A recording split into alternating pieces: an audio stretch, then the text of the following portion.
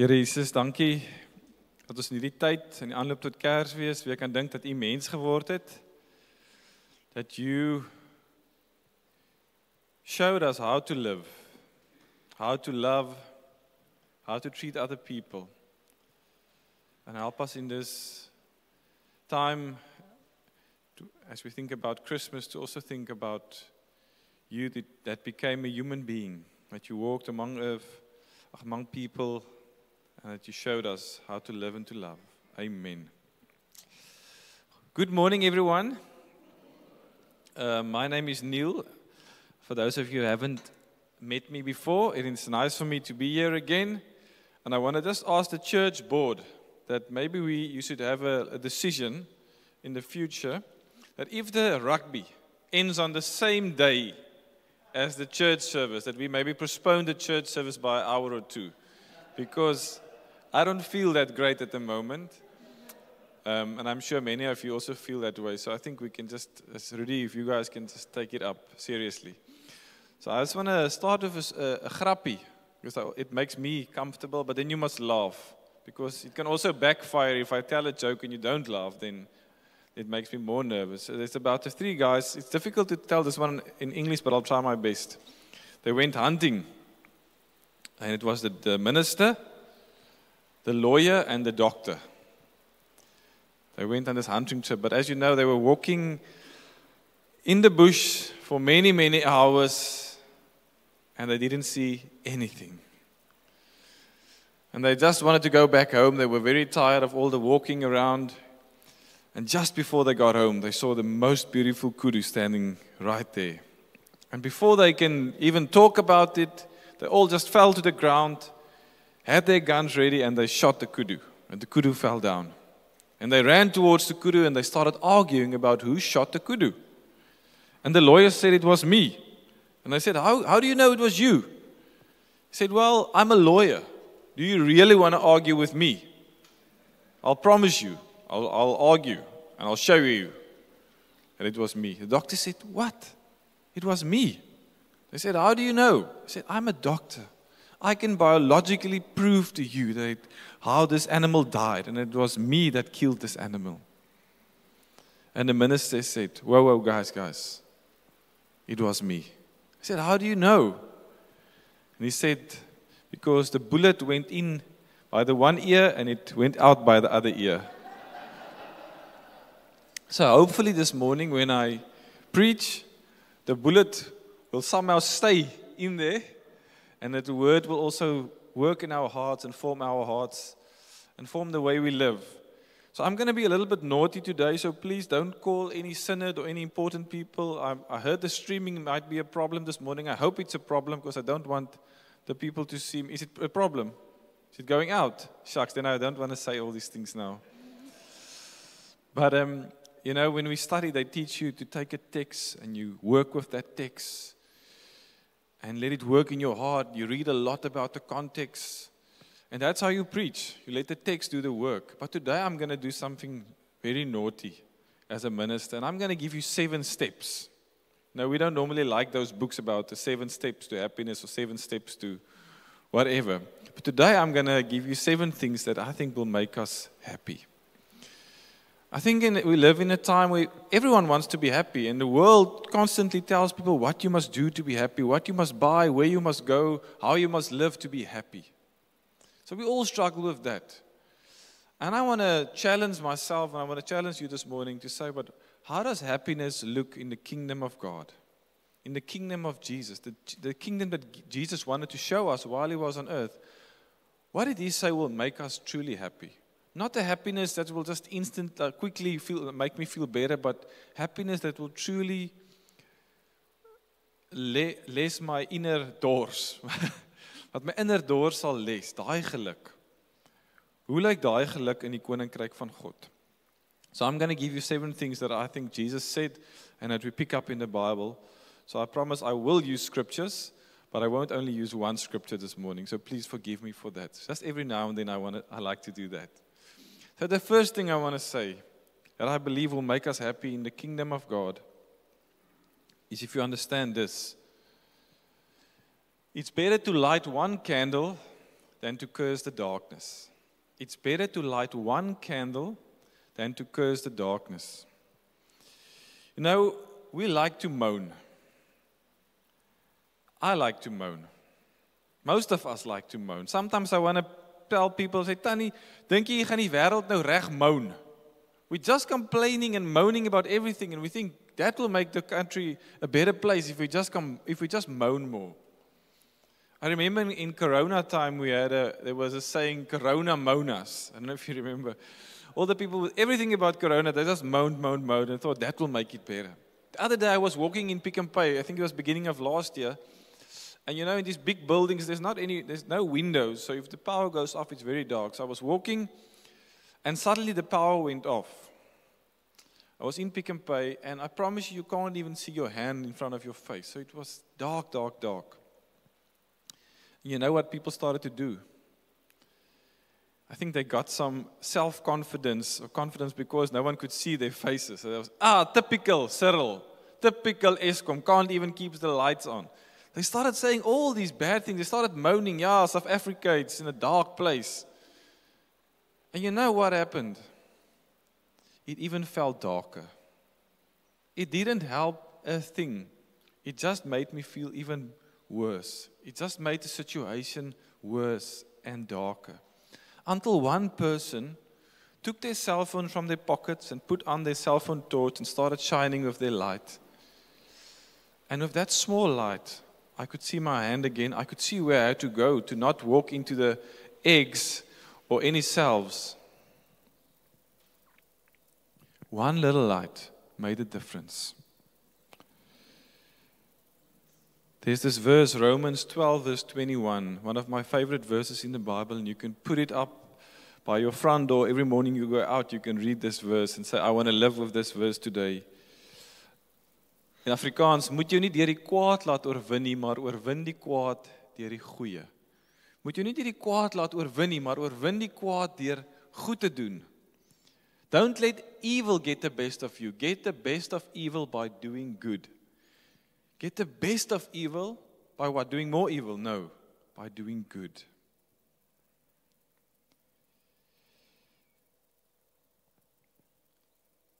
We can so easily become what we hate. And there's nothing that steals our joy like bitterness. Someone once said, if you don't transform your pain, you will transmit it. If you don't transform the pain that you feel or experience, you will just transmit it to the next person, to the next generation. And we see it so often with the young people in the ECB, in the houses. They come into the houses and say, you know what, I will never be like my father. He was a horrible dad. He wasn't there for me. He was always drunk. And you know what sometimes happens is we see that they become exactly like their fathers. Very young, they're also fathers. They do the same stuff, start drinking and not there for their kids. Because if you don't transform your pain, you will just transmit it to the next generation. If you live with pain inside of you and you don't transform it, you will just transmit it to someone else. But then we also see young people coming and they say, you know what? We have a guy, Aubrey, who stayed in our house. He was in prison for a long time. His parents, he struggled with his parents. They weren't there for him. And he said, you know what, I'm going to use that as a motivation to be a better father for my kids. I'm going to overcome the evil by doing good, by being a good husband for my wife, by being a good father for my kids. And so, in that way, he transformed his pain into something life-giving, into something beautiful. When you drive away here this morning, you can just look at the trees around in the area. And you can, every time you see a tree, can you remind yourself of what a tree does every second of the day. It takes all the bad gases and it transforms it into something life-giving, into oxygen that helps us to live and to breathe. And in a way, that's what the cross also did, what Jesus did on the cross. He took the pain and he gave something that will give us life. If you want to be happy, especially in our country, you have to look differently at evil and differently at darkness. Darkness should not give you a reason to complain. It should give you an opportunity to shine your light. what we as Christians should actually do is we should continue to look for the darkest places and say, I want to go there because I understand that's the place where I can make the biggest difference. If you want to go to another country, I challenge you. If you want to immigrate, I want to challenge you to go to India or Bangladesh or one of the countries where it's dark, where people struggle. If we want to be happy, we should see the darkness as an opportunity to light a candle. It's better to light one candle than to curse the darkness. That's the first thing I want to say. If you want to be happy, you should understand that. The second thing I want to say about happiness, and Paul says these words, and Paul actually doesn't quote Jesus very often. But then in Acts 20 verse 35, he says, you'll not likely go wrong here if you remember that our Master said. As jy onthou gou sê, wat het Jesus gesê? What did our Master say? Then he says these words, you are far happier giving than getting. He said, Jesus said, om te gee maak 'n mens gelukkiger as om te ontvang. Some of the happiest people I know are people that are busy making a difference and busy just sharing what they have. There's a oom in Karlitsdorp where we have our outreach every year, Klaus. He came from Germany. He said God called him to come and live in Karlitsdorp. So he's been there now for 20 years and he's literally just using his pension and his own money to build schools, to build a play park for the kids to come over weekends. There's more than 200 kids now in school.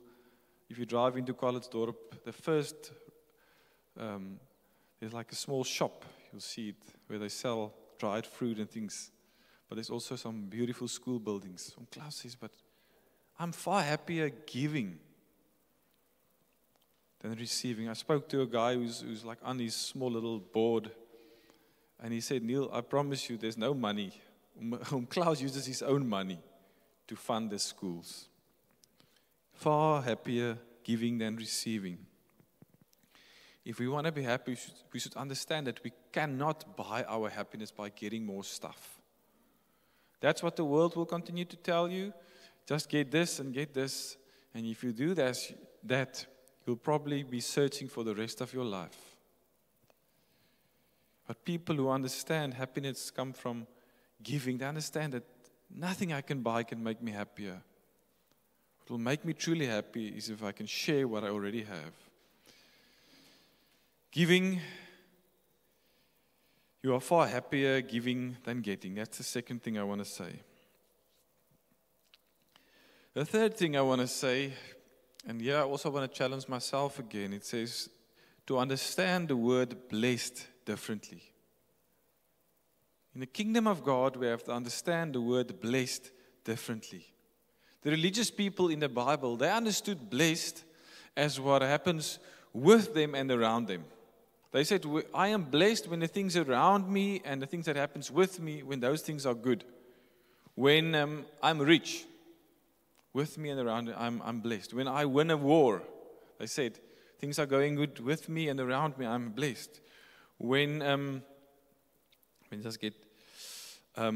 I overcome my enemies, when I have a good harvest, they said, I'm blessed because what happens with me and around me. And then Jesus comes in Matthew 5 and he turns the whole idea of being blessed upside down.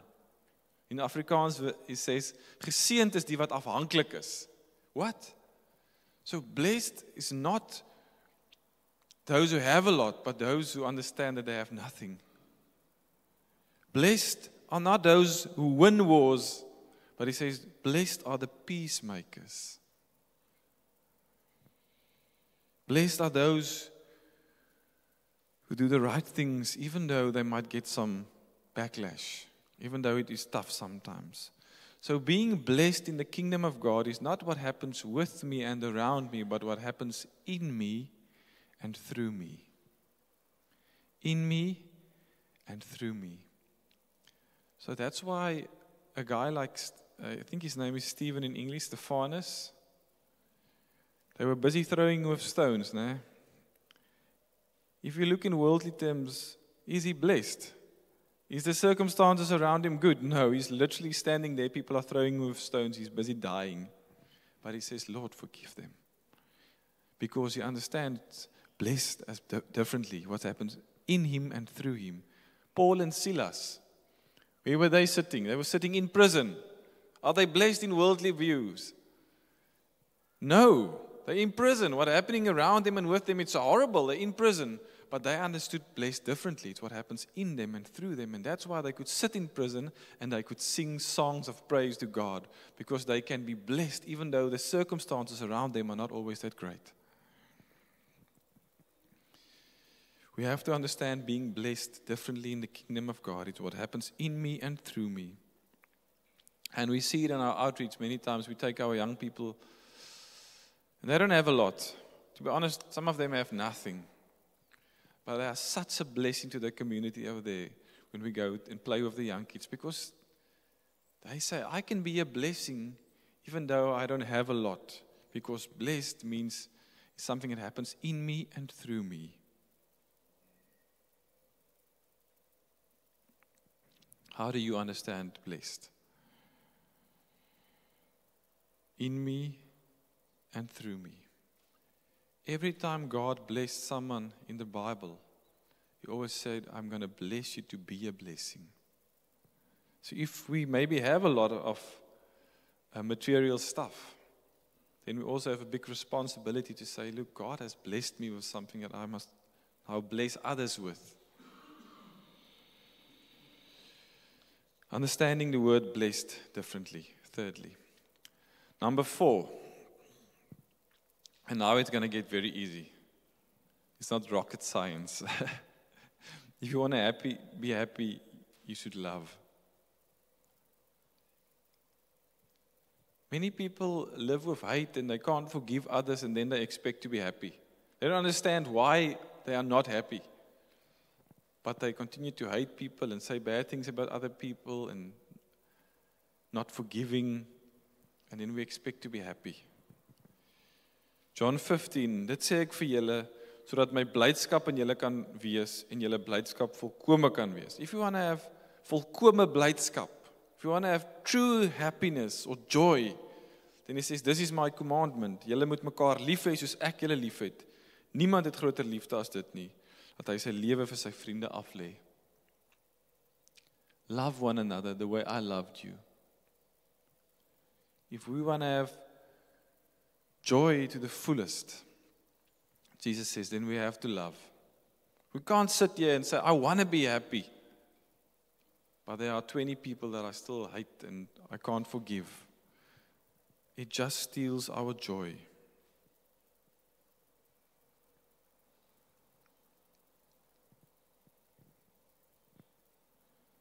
How can I love more? Where can I go and maybe forgive someone?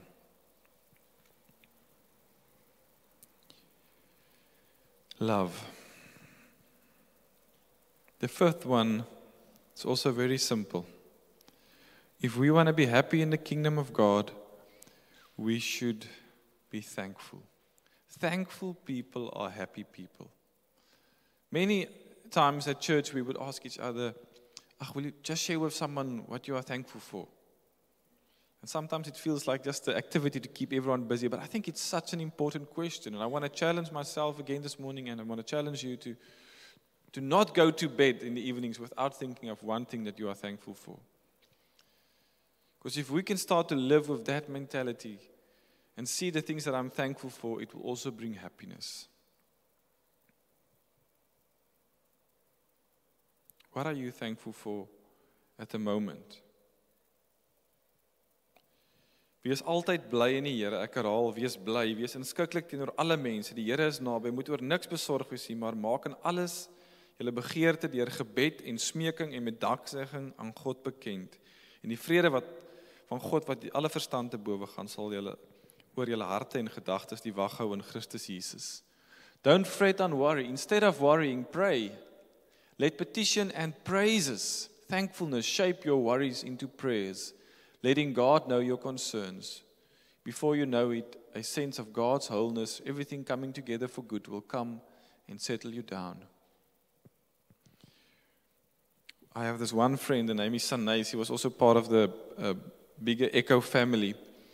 And they decided to go and live in India. And I haven't been to India. I really want to go one day, but I know it's not great circumstances. I would call Sanay, say, Sanay, yeah, we're thinking of you guys there in Kolkata. It must be really tough. And she was saying, no, Neil, we're so thankful. The people are so nice to us. I said, Sanay, yeah, but it must be very lonely there not having your family. Yeah, Neil, no, the people have invited us into their homes and we feel like we have family here. I said, Sanay, sure, but it must be very dirty there. And the people must be, yeah, you must struggle to live. They say, no, Neil, we are so thankful that we just have a place to serve and clean. Always thankful. And she's probably one of the happiest people I've met in my whole life. Because no matter where you put her, she will always smile and be thankful for something.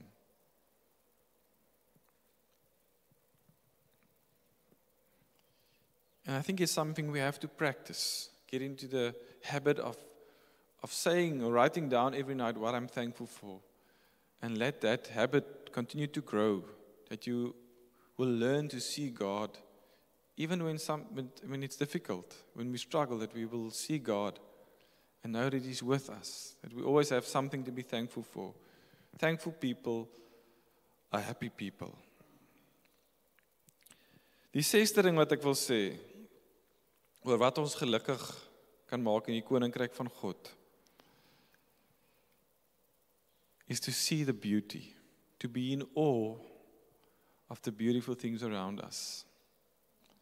Daar's hierdie storie van die seentjie en sy ma wat geloop het op die plaas, en toe sê die seentjie, mamma kyk, daar's 'n Christen perd. En die ma sê, maar hoe weet jy dis 'n Christen perd? Sê nee, want hy het so 'n lang gesig.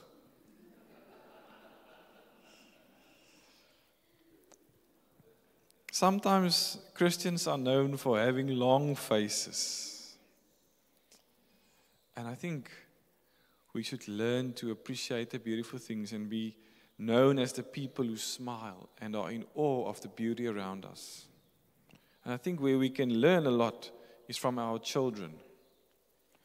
My children would come to me and say, Papa, het jy die gogga gesien hier buite? As ek sê, yeah, gogga. How can you be in awe of a gogga? But they would like watch that thing move and look at all the strange eyes and legs.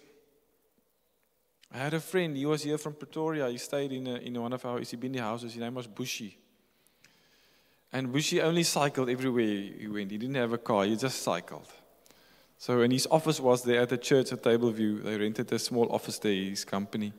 And he would cycle from the house about 2 kilometers from the church at that time, and he would cycle to the church. And just as you cycle up Jansen's Avenue towards the school, it makes like a little bit of an uphill.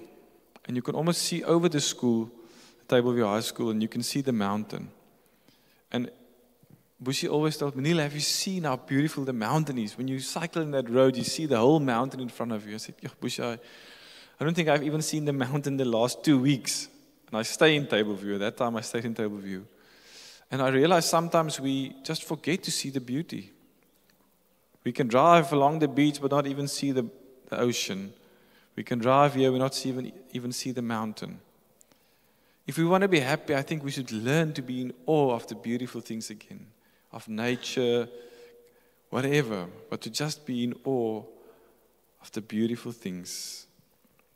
Philippians 4 verse 8, summing it up, all friends, I say you'll do best by filling your minds and meditation on things true, noble, reputable, authentic, compelling, gracious, the best, not the worst, the beautiful, not the ugly, things to praise, not things to curse. To set our minds on the beautiful things around us.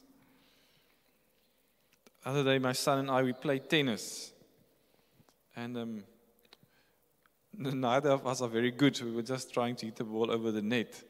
And suddenly he just stopped. He said, Dad, check the sun going down, how beautiful it is. It was like this red sunset. And I think we can learn a lot from our children. I think maybe that's why God never told kids to grow up. Never He says, kids, just grow up. What does He say? He said, adults, you must become like children. Because we can learn a lot from the way kids believe and the way kids see nature and the way they are just in awe of the beautiful things around us. If we want to be happy, I want to challenge you to not leave this building without you are in awe of something. If it's a flower or the mountain or your wife, whoever. But let's learn to be in awe again, to remind each other of the beautiful things around us. The last thing, I think what will make us happy is to do tough stuff. I'm just going to say that, to do tough stuff. Happiness is not always in the easy, nice things. Yes, please go and eat ice cream after church. Please go on a lot of holidays and eat spookawesome and all the nice things. But I'm not sure if that will bring you true happiness. Happiness sometimes lies in the difficult things. In the things that takes us out of our comfort zones. Soms die moeilike dinge wat die moeite werd is om te doen. If you take an athlete that runs the 800 meters and you put a pain meter on their bodies, say to someone who broke the record, if you put a pain meter by that last line on their bodies, it will probably say their pain is like over 100, if 100 was the highest pain possible. But if you ask them, will you do it again? They will say yes, because it was worth it. If you ask a woman that gave birth, you put a pain meter, she will probably say, you can't describe the pain. And you will just ask her 5 minutes later, will you do it again? She says yes, because it was for a child, for my child.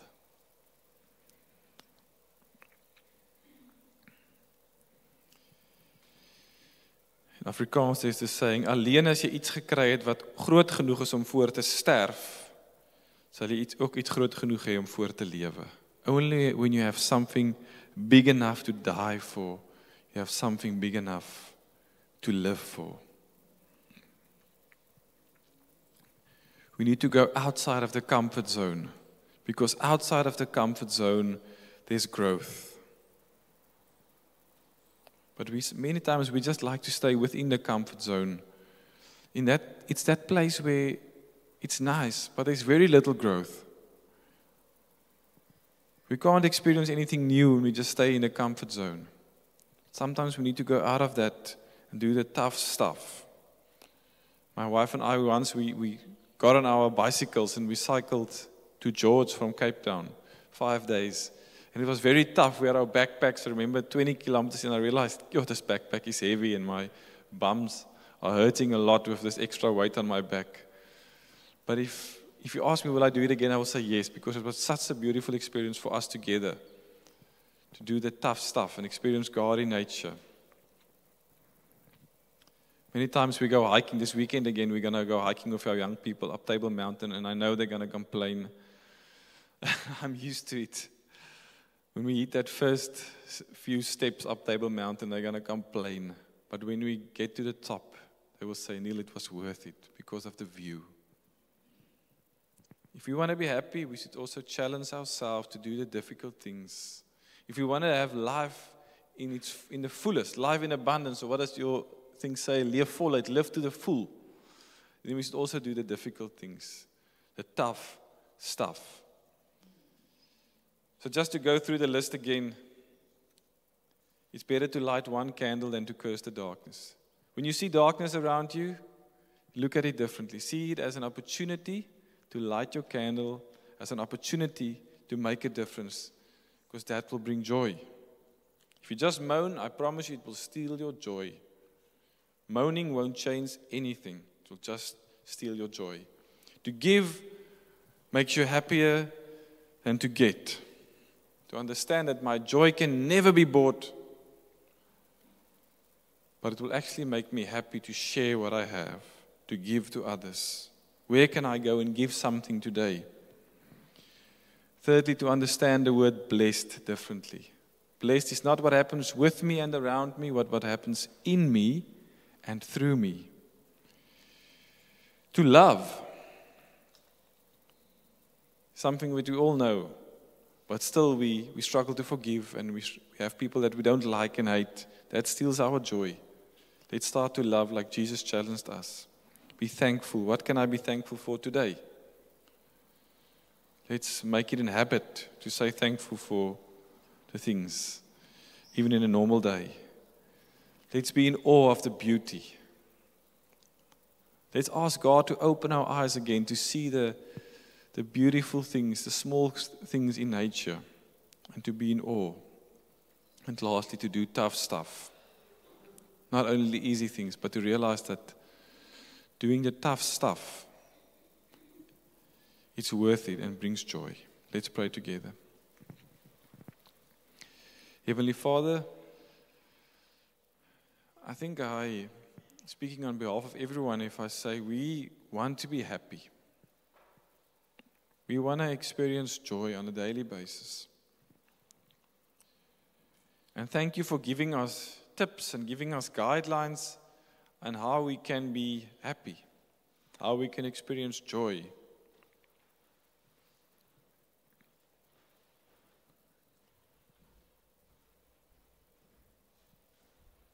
Lord, help us to live with a new mindset, a mindset where we see darkness not as something to steal our joy, but as an opportunity to be a light. Help us to love and be thankful. Help us to see the beauty, Lord. Help us to become more like children, to be in awe of nature again, to be in awe of the people around us.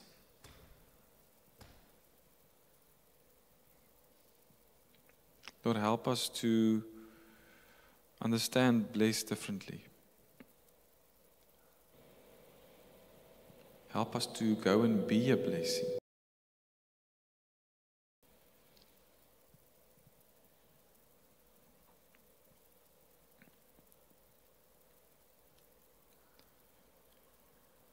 Thank you, Lord, that you are a God that wants to give us life in abundance, that you don't want to steal our joy, but that you want to bring us more joy and help us to come to you and to live according to the ways you want us to live, to experience that joy. May people look at our community and our church and say, I want to be part of a church where people experience joy, where people are smiling and where people are happy. Amen.